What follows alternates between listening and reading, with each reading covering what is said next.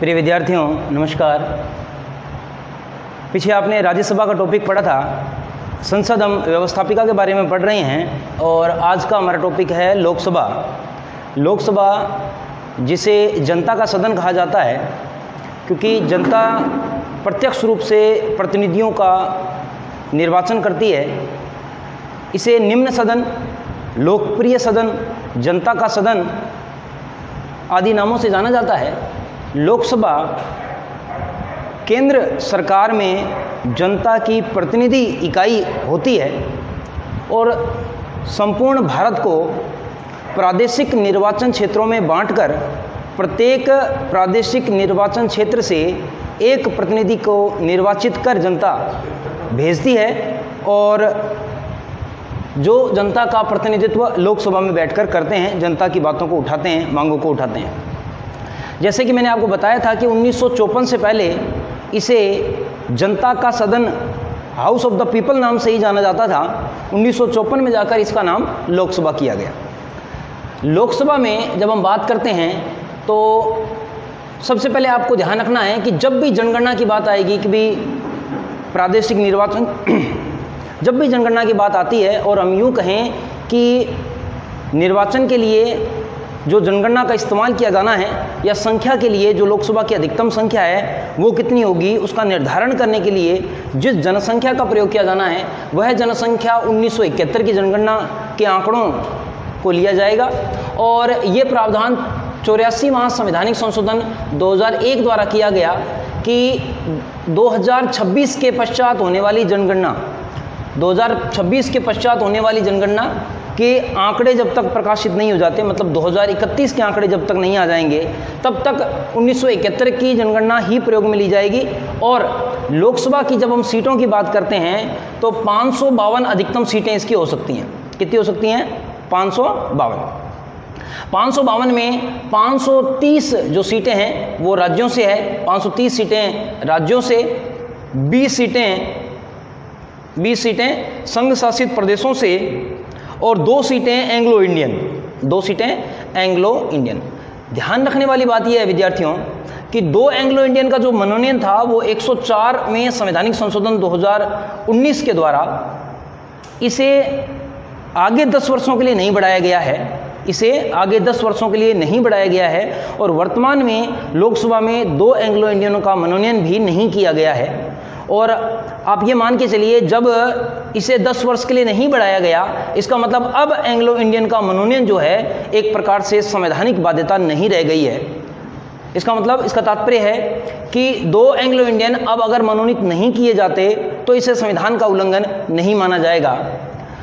वर्तमान के सदस्यों की संख्या की बात करें तो वर्तमान में 545 लोकसभा में सदस्य हैं।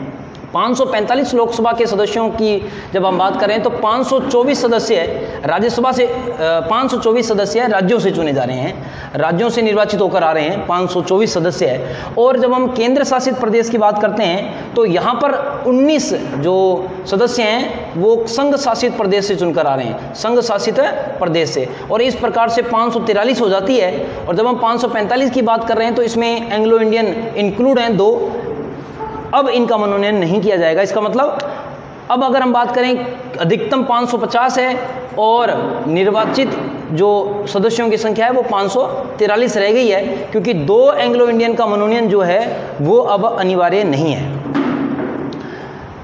इसके उपरांत हम बात करें कि ये परिवर्तन जो हमें राज्यों की सीटों में दिखाई दे रहा है, आपको ध्यान होना चाहिए कि 6 सीटें जो थी लोकसभा की वो जम्मू कश्मीर राज्य से थी, जम्मू कश्मीर। और जम्मू कश्मीर वर्तमान में संघ शासित प्रदेश बन चुका है और संघ शासित प्रदेश के रूप में 5 सीटें अब जम्मू एंड कश्मीर और 1 सीट लद्दाख को जो है आवंटित हो गई है। और इस प्रकार से ये 6 सीटें संघ शासित प्रदेश की मानी जाएंगी।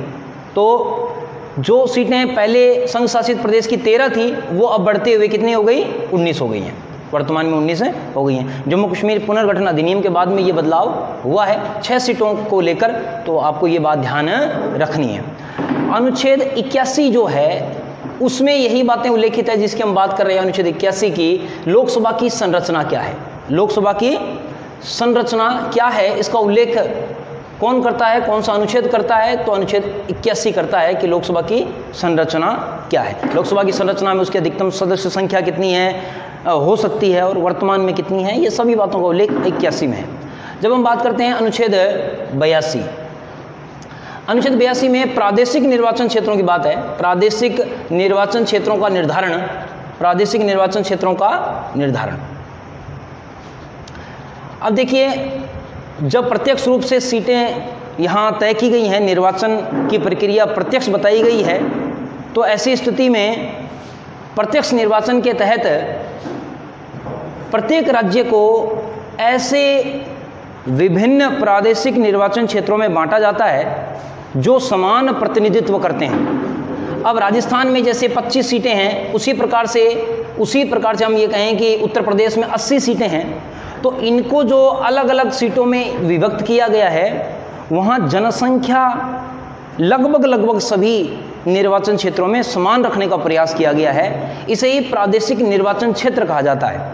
अब जनसंख्या प्रादेशिक निर्वाचन क्षेत्रों का निर्धारण ये परिसीमन आयोग करता है। कौन करता है? परिसीमन आयोग। और परिसीमन आयोग का गठन कौन करेंगे? राष्ट्रपति करेंगे। प्रत्येक 10 वर्ष में राष्ट्रपति अगर चाहें तो परिसीमन आयोग का गठन कर सकते हैं, और परिसीमन आयोग का काम है पुनर्सीमांकन करना, जो निर्वाचन क्षेत्र हैं उनका पुनर्सीमांकन करना। मान लीजिए किसी क्षेत्र विशेष की जनसंख्या अधिक हो जाती है और किसी क्षेत्र विशेष की जनसंख्या कम है, तो उन्हें लगभग समान करने के लिए प्रादेशिक निर्वाचन क्षेत्र में फेरबदल किए जाते हैं। जैसे मान लीजिए हनुमानगढ़ श्रीगंगानगर लोकसभा क्षेत्र और इधर से चूरू संसदीय क्षेत्र हैं, तो उसी प्रकार से जब इनमें जनसंख्या में परिवर्तन होगा तो परिसीमन के माध्यम से इनकी जनसंख्या को लगभग समान करने का प्रयास किया जाएगा।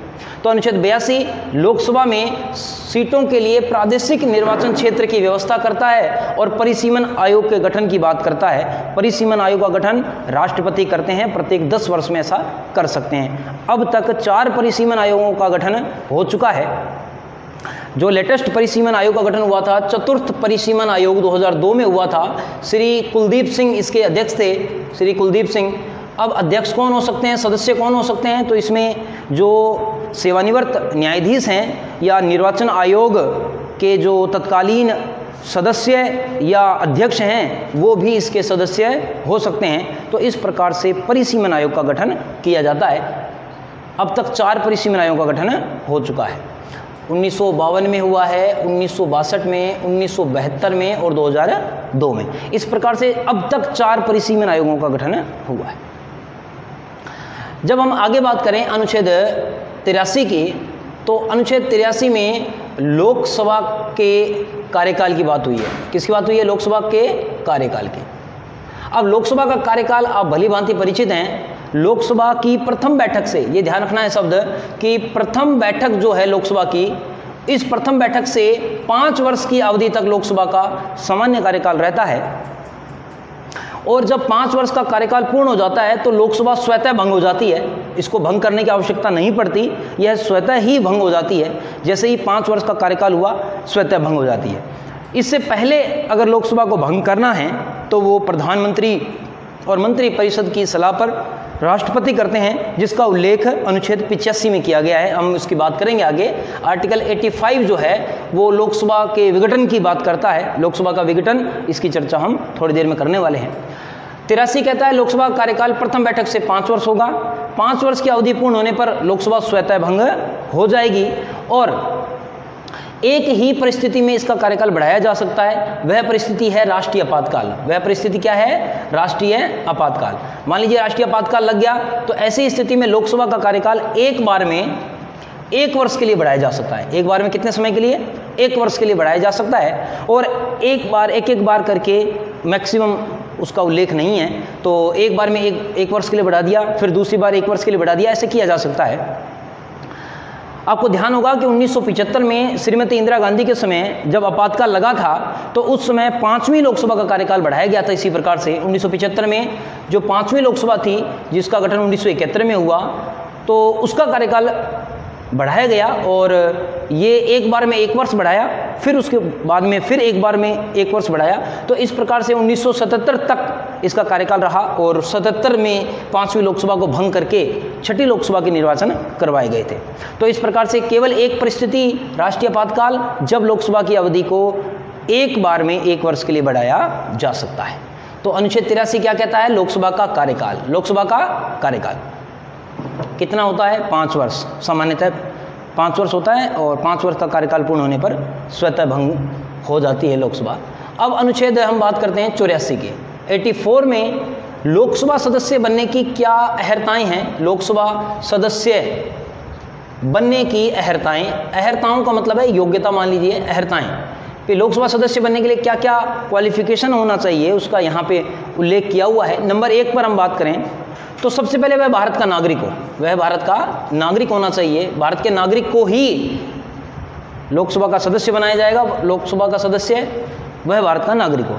फिर तीसरी अनुसूची में एक शपथ का प्रारूप उल्लेखित है। शपथ का प्रारूप, उस शपथ के प्रारूप के अनुरूप वह शपथ ले, अनुरूप शपथ ले। इसका मतलब क्या है? लोकसभा सदस्य बनने के लिए जब आप निर्वाचन में शामिल होंगे, उस निर्वाचन में शामिल होने से पूर्व आपको शपथ लेनी होगी। आप निर्वाचित हो जाएंगे, उसके बाद लोकसभा सदस्य की शपथ तो लेनी है, लेकिन लोकसभा सदस्य बनने के लिए भी आपको एक शपथ लेनी होगी, जिसका उल्लेख तीसरी अनुसूची में किया गया है। सक्षम अधिकारी के सामने तीसरी अनुसूची में वर्णित शपथ प्रारूप के अनुरूप शपथ लेने पर ही उसे लोकसभा सदस्य बनने के योग्य माना जाता है। तीसरा है उसकी आयु 25 वर्ष। उसकी आयु कितनी हो जाए? 25, न्यूनतम 25 वर्ष आयु होनी चाहिए। 25 वर्ष से अधिक आयु का व्यक्ति, चाहे उसकी अधिकतम आयु कितनी भी हो, हम यूँ कहें कि अगर 90 साल का व्यक्ति है तो क्या वो चुनाव लड़ सकता है? हाँ, लड़ सकता है। 25 से कम नहीं होनी चाहिए आयु, 25 से अधिक जो आयु है वो चुनाव लड़ सकेगा। 25 वर्ष की न्यूनतम आयु जो है वो पूर्ण कर चुका हो, ऐसी योग्यताएं यहाँ लिखी हैं। उसके अलावा नंबर 4 पर है लोक प्रतिनिधित्व अधिनियम। लोक प्रतिनिधित्व अधिनियम 1951, लोक प्रतिनिधित्व अधिनियम 1951 के अंतर्गत ये कहा गया है कि जो इसके अंतर्गत वर्णित क्वालिफिकेशन पूरी करेगा वही चुनाव लड़ेगा। जैसे पागल या दिवालिया ना हो, इस प्रकार बैंकरप्ट जिसे हम कहते हैं वो ना हो। तो इस प्रकार से लोक प्रतिनिधित्व अधिनियम जो 1951 है उसमें वर्णित योग्यताओं को वो पूरी करता हो, तभी वह चुनाव लड़ेगा। इस प्रकार से भारत का नागरिक, शपथ लेना है, 25 वर्ष की न्यूनतम आयु है और लोक प्रतिनिधित्व अधिनियम 1951 में जो योग्यताएं लिखी हैं वो भी उसके पास होनी चाहिए। इस प्रकार से आर्टिकल 84 में लोकसभा सदस्य बनने की अहर्ताओं का उल्लेख किया गया है। आपको ये ध्यान रखना है। इसी प्रकार से राज्यसभा की सदस्य बनने की योग्यताएं भी हमने पढ़ी थी और इसी प्रकार से लोकसभा सदस्य बनने की योग्यताएं या अहर्ताएं भी हैं। फिर हम बात करें कि अनुच्छेद 85, फिर हम बात करते हैं कि अनुच्छेद 85 में क्या है। तो अनुच्छेद 85 क्या कहता है? राष्ट्रपति जो है वह सत्र को आहूत कर सकते हैं। अब सत्र को आहूत करने का मतलब है संसद के सत्र को आहूत कर सकते हैं, वो चाहे एक सदन लोकसभा के सत्र को आहूत कर सकते हैं। यहाँ लिखा हुआ है सत्र को आहूत करना, उसका सत्रावसान करना, ये राष्ट्रपति करते हैं और दोनों का उल्लेख 85 में है। और तीसरी बात जो उल्लेखित है और महत्वपूर्ण है, ध्यान रखने वाली बात है कि अगर प्रधानमंत्री और उसकी मंत्री परिषद राष्ट्रपति को यह सलाह दे दे कि लोकसभा को समय से पूर्व भंग कर दिया जाए, तो उसको भंग करना, लोकसभा को भंग करना, ये भी राष्ट्रपति करते हैं और इसका उल्लेख भी आर्टिकल 85 में है। इसका मतलब मान लीजिए पूर्ण बहुमत की सरकार है और वो चाहे कि लोकसभा भंग करके दोबारा चुनाव करवा लिए जाएं। पूर्ण बहुमत की सरकार होने पर जब ऐसी सलाह राष्ट्रपति को दी जाएगी तब वह सलाह राष्ट्रपति मानने के लिए बाध्य होते हैं और लोकसभा को भंग कर दिया जाता है। लेकिन अगर पूर्ण बहुमत की सरकार नहीं है और राष्ट्रपति को लगता है कि लोकसभा में जो सरकार है उसके पास विश्वास नहीं है, तो ऐसी स्थिति में ऐसी सलाह को वह ठुकरा भी सकते हैं। तो कहने का तात्पर्य है पूर्ण बहुमत जिसकी है ऐसा प्रधानमंत्री सलाह देगा तो मानना होगा और लोकसभा भंग हो जाएगी, चाहे लोकसभा में पूर्ण बहुमति क्यों ना हो। 5 वर्ष से पहले भी लोकसभा भंग हो सकती है। तो इस प्रकार से अनुच्छेद 85 में कहा गया है राष्ट्रपति संसद के सत्र को बुलाता है संसद के सत्र का सत्रावसान करता है और लोकसभा को समय से पूर्व भी भंग कर सकता है। तो लोकसभा की जो महत्वपूर्ण बातें हैं उसमें और जब हम बात करते हैं कि भी एक अधिकतम सदस्य संख्या, भी लोकसभा की राज्यवार अधिकतम सदस्य संख्या क्या है, अधिकतम सदस्य संख्या, तो इसमें राज्यवार जिस प्रकार से राज्यसभा में हमने पढ़ा था उस प्रकार से नंबर 1 पर है उत्तर प्रदेश। उत्तर प्रदेश में लोकसभा की 80 सीटें हैं, तो इस आधार पर सबसे बड़ा राज्य है लोकसभा में, क्योंकि जनसंख्या भी सबसे ज़्यादा है इसकी। फिर नंबर 2 पर महाराष्ट्र आता है। महाराष्ट्र की 48 सीटें हैं। महाराष्ट्र भी जनसंख्या के लिहाज से बड़ा राज्य है, तो यहाँ भी सीटें ज़्यादा हैं। महाराष्ट्र के बाद में आता है पश्चिम बंगाल। पश्चिम बंगाल में 42 सीटें हैं। फिर बिहार है नंबर 4 पर। बिहार में 40 सीटें हैं, लोकसभा की 40 सीटें। और फिर नंबर 5 पर हम बात करते हैं तमिलनाडु, और तमिलनाडु में सीटें हैं 39। इसी प्रकार से जब हम राजस्थान की बात करें तो राजस्थान और एक दूसरा स्टेट है आंध्र प्रदेश, ये दोनों स्टेट बराबर बराबर सीटें रखते हैं। 25-25 लोकसभा में इनकी सीटें हैं। तो कई बार ऐसे भी पूछ लेते हैं, जैसे राज्यसभा का हमने पढ़ा था कि भी 10 राजस्थान में 10 सीटें हैं, उसी प्रकार से उड़ीसा में भी 10 सीटें हैं। उसी प्रकार से यहाँ राजस्थान और आंध्र प्रदेश में 25-25 समान सीटें हैं। और उत्तर प्रदेश पहले नंबर पे है, दूसरे नंबर पे महाराष्ट्र है, तीसरे नंबर पर पश्चिम बंगाल है, चौथे नंबर पे बिहार है और 5वें नंबर पर तमिलनाडु है। तो इसको याद करने के लिए आप ऐसे भी याद कर सकते हैं,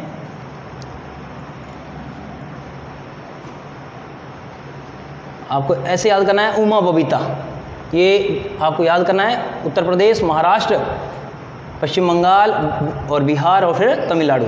आप ये ट्रिक जैसे ही याद करते हैं तो आपको क्रमशः 5 स्टेट जो हैं उमा बबीता ये जो है आपको याद हो जाता है। ऊ से उत्तर प्रदेश 80 सीटें, मैं से महाराष्ट्र 48 सीटें, वै से पश्चिम बंगाल 42 सीटें, बी से बिहार 40 सीटें और तय से तमिलनाडु 39 सीटें। इस प्रकार से क्रम से आपको 5 राज्य जो हैं सीटों के आधार पर ये ध्यान रखना होता है। प्रिय विद्यार्थियों, इसके बाद में जब हम लोकसभा की बात करें तो लोकसभा में कुछ प्रमुख पदाधिकारी हैं, जैसे हमने राज्यसभा में पढ़े थे उसी प्रकार से लोकसभा में। तो पहला नाम है प्रोटेम स्पीकर का। पहला नाम क्या है? Pro tem speaker. हालांकि इस शब्द का प्रयोग संविधान में नहीं है, लेकिन फिर भी अनुच्छेद जो 99 है, 99 है, उसमें यह लिखा हुआ है कि राष्ट्रपति द्वारा नियुक्त व्यक्ति, राष्ट्रपति द्वारा नियुक्त व्यक्ति। अब आपको ये कहा जाए कि प्रोटेम स्पीकर के लिए संविधान में क्या शब्द लिखा हुआ है, तो ये लिखा हुआ है राष्ट्रपति द्वारा नियुक्त व्यक्ति। इसको नाम हमने दे दिया प्रोटेम स्पीकर, हालांकि ये शब्द संविधान में नहीं है, आपको ये बात ध्यान रखनी है। अब प्रोटेम स्पीकर कौन होता है और उसके क्या कार्य होते हैं? देखिए, प्रोटेम स्पीकर के महत्वपूर्ण रूप से अगर हम देखेंगे तो 2 ही कार्य हैं। और प्रोटेम स्पीकर एक प्रकार से अस्थायी लोकसभा का अध्यक्ष है। अस्थायी लोकसभा अध्यक्ष, अस्थायी लोकसभा अध्यक्ष मतलब कुछ समय के लिए लोकसभा की अध्यक्षता करने के लिए इनको जो है राष्ट्रपति नियुक्त करते हैं। अब जैसे कि नई लोकसभा का चुनाव हुआ, लोकसभा की प्रथम बैठक हुई। लोकसभा की प्रथम बैठक में जो अनुभवी या वयोवृद्ध नेता हैं, जिन्हें अनुभव है, बार बार चुनाव जीत के आए हैं, ऐसे व्यक्ति को राष्ट्रपति प्रोटेम स्पीकर नियुक्त कर देते हैं। मैंने आपको बताया ये शब्द संविधान में नहीं है, नियुक्त कर देते हैं। इसका मतलब कौन होता है? ये लोकसभा के सदस्य जो होते हैं, लोकसभा का कोई भी सदस्य है वो प्रोटेम स्पीकर होता है। जिसको राष्ट्रपति ने इसके लिए नियुक्त कर दिया वह प्रोटेम स्पीकर कहलाएगा। जैसे ही नियुक्त किया शपथ दिलाएंगे। कौन दिलाएंगे? राष्ट्रपति खुद दिलाएंगे स्वयं। प्रोटेम स्पीकर को राष्ट्रपति शपथ दिलाएंगे। किस बात की? लोकसभा सदस्य के पद की शपथ दिलाएंगे। प्रोटेम स्पीकर पद का कोई शपथ नहीं है, कोई प्रारूप नहीं है, लेकिन राष्ट्रपति उन्हें लोकसभा सदस्य के पद की शपथ दिलाते हैं। जैसे ही उनको दिला दी पद की शपथ, अब वह अपने लिए निर्धारित 2 कार्य करते हैं। पहला कार्य है लोकसभा के समस्त सदस्यों को पद की शपथ दिलाना। लोकसभा के समस्त जो सदस्य हैं उन्हें पद की शपथ दिलाना, पद की शपथ दिलाना। अब पद की शपथ दिला दी सभी लोकसभा के नए निर्वाचित सदस्यों को, उनका पहला कार्य पूर्ण हो गया। दूसरा कार्य क्या है? दूसरा कार्य है अब लोकसभा अध्यक्ष का चयन करवाना। लोकसभा अध्यक्ष, आपको पता है कि लोकसभा अध्यक्ष जो होते हैं वो लोकसभा के सदस्य ही होते हैं, और लोकसभा के सदस्यों में से ही एक व्यक्ति को लोकसभा अध्यक्ष के रूप में चयनित किया जाता है। लोकसभा अध्यक्ष का जैसे ही चयन हो गया, अब प्रोटेम स्पीकर का कार्य समाप्त हो गया। वह एक सामान्य लोकसभा सदस्य के रूप में सदन में कार्रवाई में शामिल हो जाएंगे और जो लोकसभा अध्यक्ष बन गए अब वह पीठासीन के रूप में कार्य करने लग जाएंगे। साथ ही साथ जैसे ही लोकसभा अध्यक्ष का चुनाव हो गया उसके बाद में लोकसभा के उपाध्यक्ष का चुनाव कराया जाएगा। लोकसभा के उपाध्यक्ष का चुनाव करवाया जाएगा। ये चुनाव लोकसभा के अध्यक्ष करवाते हैं। इसका मतलब दो ही कार्य हैं प्रोटेम स्पीकर के, लोकसभा के सदस्यों को शपथ और लोकसभा के अध्यक्ष का चयन करवाना, ये दो ही कार्य। पहला पद तो हो गया प्रोटेम स्पीकर का। अब हम अगर बात करें कि इसके बाद में कौन सा पद है, तो अभी जैसे कि जिक्र किया हमने, लोकसभा अध्यक्ष का पद है। लोकसभा अध्यक्ष का पद है। लोकसभा अध्यक्ष का पद बहुत ही महत्वपूर्ण पद है।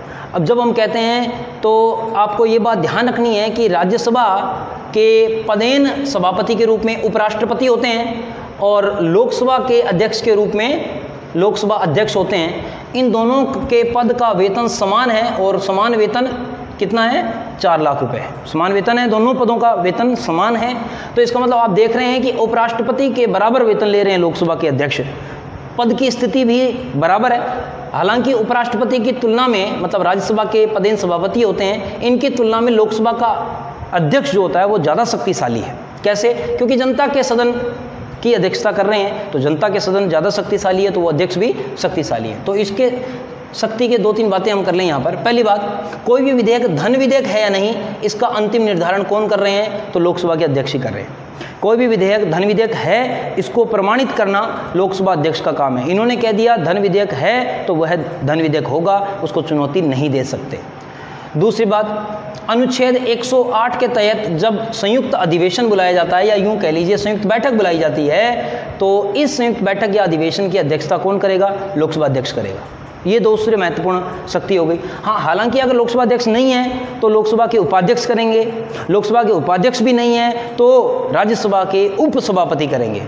सभापति उपराष्ट्रपति जो होते हैं वो कभी भी इसकी अध्यक्षता नहीं करते हैं 108 के तहत। नंबर 3 अगर हम बात करें तो दल बदल के आधार पर जो लोकसभा के सदस्य हैं, दल बदल के आधार पर उन्हें निर्हर या निर्हरता के बारे में घोषणा करना, ये जो है लोकसभा अध्यक्ष का काम होता है। लोकसभा अध्यक्ष के रूप में अगर हम कहें तो जो पहले लोकसभा अध्यक्ष थे गणेश वासुदेव मावलंकर, गणेश वासुदेव मावलंकर, इन्हें लोकसभा या संसद का जनक कहा जाता है, क्योंकि यह 1946 से लेकर 1956 तक लोकसभा के 10 साल तक जो है अध्यक्ष रहे।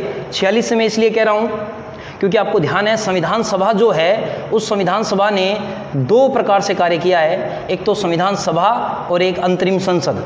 तो जब वह संसद के रूप में कानून बनाती थी तब अध्यक्षता करते थे गणेश वासुदेव मावलंकर। वर्तमान में अध्यक्ष कौन है, तो आपको ध्यान है कोटा से सांसद हैं श्री ओम बिड़ला। श्री ओम बिड़ला जो कोटा राजस्थान से उनका संबंध है, वो वर्तमान में लोकसभा के अध्यक्ष हैं। तो ये भी आपको ध्यान रखना है। लोकसभा के अध्यक्ष के बाद में लोकसभा उपाध्यक्ष होता है पद। लोकसभा उपाध्यक्ष का जो पद है, लोकसभा के अध्यक्ष अगर अनुपस्थित हैं, लोकसभा के अध्यक्ष अगर नहीं हैं, तो लोकसभा अध्यक्ष के स्थान पर जो कार्य करेगा वो लोकसभा का उपाध्यक्ष होता है। इसके अतिरिक्त इनके पास कोई विशेष अधिकार या शक्तियाँ नहीं होती हैं। नंबर 4 पर हम कहते हैं कि लोकसभा का महासचिव। लोकसभा का महासचिव। अब लोकसभा के जो महासचिव होते हैं ये आईएएस ऑफिसर होते हैं। आईएएस ऑफिसर होते हैं लोकसभा का महासचिव। मैंने आपको बताया था कि राष्ट्रपति और उपराष्ट्रपति के निर्वाचन में ये क्रमशः जो है पीठासीन होते हैं। एक बार लोकसभा का महासचिव, अगली बार राज्यसभा के महासचिव। क्रमशः ये इस प्रकार से राष्ट्रपति और उपराष्ट्रपति के निर्वाचन में पीठासीन होते हैं। तो लोकसभा का महासचिव एक आईएएस ऑफिसर होता है। लोकसभा सचिवालय के समस्त कार्य करना, चाहे सांसदों के वेतन है, पेंशन है, उनसे संबंधित जो समस्त कार्य हैं वो लोकसभा सचिवालय करता है। उस सचिवालय का जो एक प्रकार से मुखिया है वह महासचिव कहलाता है। प्रिय विद्यार्थियों, इसके अतिरिक्त जब हम लोकसभा की बात करते हैं, लोकसभा की शक्तियां हम, संसद की शक्तियां हम बाद में एक बार देखने वाले हैं। पुश कर दो एक बार देखने वाले हैं हम, इसके बारे में अभी बात करते हैं।